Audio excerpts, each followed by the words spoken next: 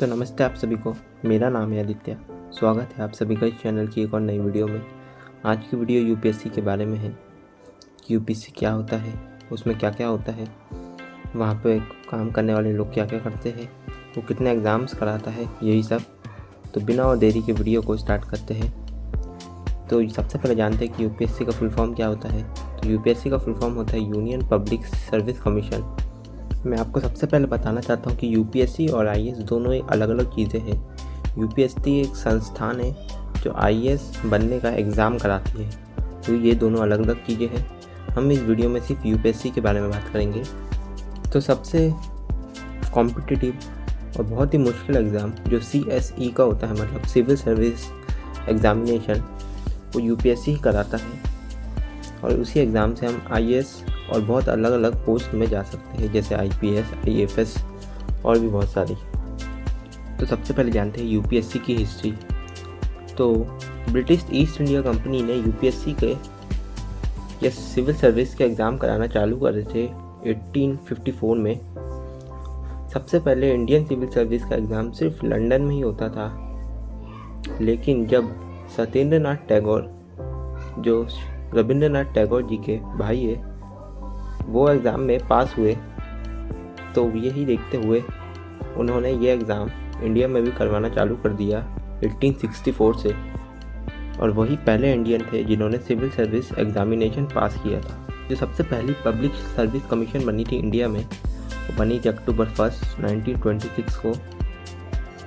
Ross baker उसके chairman थे। और जब से कॉन्स्टिट्यूशन आया इंडिया का जनवरी 26, 1950 से, तब से फेडरल पब्लिक सर्विस कमीशन को ही यूनियन पब्लिक सर्विस कमीशन कहा जाता है। मतलब यूपीएससी ही अब सारे सेंट्रल बॉडी, मतलब सेंट्रल से जुड़ी हुई गवर्नमेंट के एग्ज़ाम्स कराएगा। तो अब जानते हैं कि यूपीएससी के काम क्या क्या होते हैं। तो यूपीएससी का पहला काम होता है कोई भी रूल्स को फ्रेम करना और उसको इम्प्लीमेंट कैसे करना है, ये सब बताना। जो भी सर्विसेज होती है जैसे आईएएस, आईपीएस या और भी बहुत सारी, तो उनके क्या क्या रूल्स होंगे, उनकी क्या क्या पोस्ट होगी, किस गवर्नमेंट में वो जाएंगे, यही सब यूपीएससी करता है।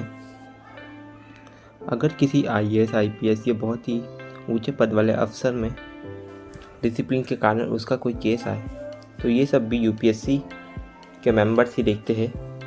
और तीसरा काम जो आप सब जानते ही होंगे कि सेंट्रल लेवल पर सारे कॉम्पिटिटिव एग्ज़ाम यूपीएससी कंडक्ट करवाता है। हम इस एग्ज़ाम के पॉइंट पर आई है, तो अब जानते हैं कि यूपीएससी कौन सा एग्ज़ाम कंडक्ट करवाता है।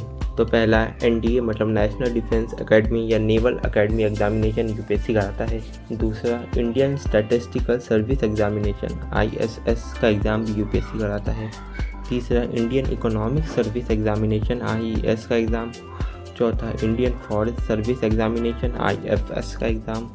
पांचवा combined Jio scientist and geologist examination.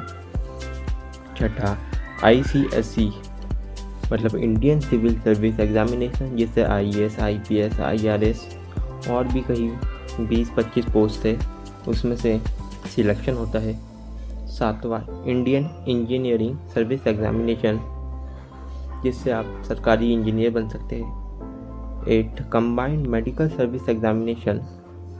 9 central armed police force ACS examination. 10th combined defence service examination.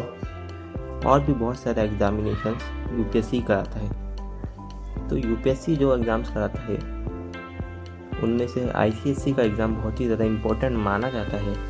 और क्योंकि उसमें एक बहुत ही इम्पोर्टेंट पोस्ट आईएएस की होती है, तो आप इस आईसीएससी एग्ज़ाम को किस एज लिमिट या कितने अटैम्प्ट तक दे सकते हैं। तो ओबीसी और जनरल के लिए एज लिमिट है 21 से 32।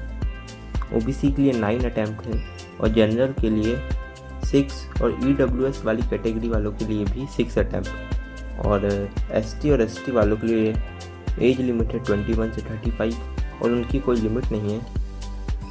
वो जब तक चाहे इस एग्ज़ाम को दे सकते हैं, उनकी एज 35 साल होने तक।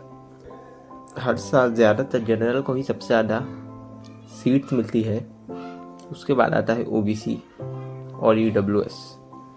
जो आईसीएससी का एग्ज़ाम होता है उसके 2 राउंड्स होते हैं। पहला होता है प्रीलिम्स, फिर होता है मेंस। तो अब हम जानते हैं कि आईसीएससी जो यूपीएससी का सबसे इम्पोर्टेंट एग्ज़ाम है जो कंडक्ट करवाता है, उसमें कितनी पोस्ट होती है। तो इन पोस्टों को 3 कैटेगरी में बांटा गया है। पहला होता है ऑल इंडियन सिविल सर्विस, दूसरा होता है ग्रुप ए सिविल सर्विस, तीसरा होता है ग्रुप बी सिविल सर्विस। तो पहला ऑल इंडियन सिविल सर्विस में पहला होता है इंडियन एडमिनिस्ट्रेटिव सर्विस IAS, दूसरा होता है इंडियन पुलिस सर्विस IPS और तीसरा होता है इंडियन फॉरेस्ट सर्विस IFOS। फिर आता है ग्रुप ए की सर्विस, तो उसमें पहला होता है Indian foreign service IFS, second होता है Indian audit and account service IAAS, तीसरा होता है Indian civil account service ICAS, चौथा होता है Indian corporate law service ICLS, पांचवा होता है Indian defence account service IDAS, sixth होता है Indian defence estate service IDES, seventh होता है इंडियन इंफॉर्मेशन सर्विस IIS, फिर होता है Indian ordnance factories service IOFS, फिर होता है Indian communication finance service ICFS, फिर होता है इंडियन पोस्टल सर्विस IPOS, फिर होता है Indian railway account service IRAS, फिर होता है Indian railway personal service IRPS, फिर होता है Indian railway traffic service IRTS, फिर होता है इंडियन रेवेन्यू सर्विस IRS, फिर आता है इंडियन ट्रेड सर्विस ITS, फिर आता है रेलवे प्रोटेक्शन फोर्स RPF, फिर आती है ग्रुप बी की सर्विसेज। तो उसमें होती है पहली armed force headquarter civil service, second होती है डैनिक्स, फिर थर्ड भी होती है डैनिक्स, फिर फोर्थ होती है पौंडीचेरी सिविल सर्विस, फिफ्थ होती है पौंडीचेरी पुलिस सर्विस। हो सकता है कि मैंने 1-2 सर्विस छोड़ दी हो, तो उसके लिए सॉरी। अब आपने जाना कि सिविल सर्विस में एक से या IAS IPS IFS से बहुत ज़्यादा सर्विसेज होती है। तो ये मत सोचिएगा कि ICSC से सिर्फ एक ही पोस्ट मिलती है। तो आज की वीडियो के लिए बस इतना ही। मिलते हैं आपसे अगली वीडियो में। वीडियो पसंद आए तो उसे लाइक करें, चैनल पर नहीं तो सब्सक्राइब करें। तब तक के लिए be safe, be hygienic, stay curious, good bye.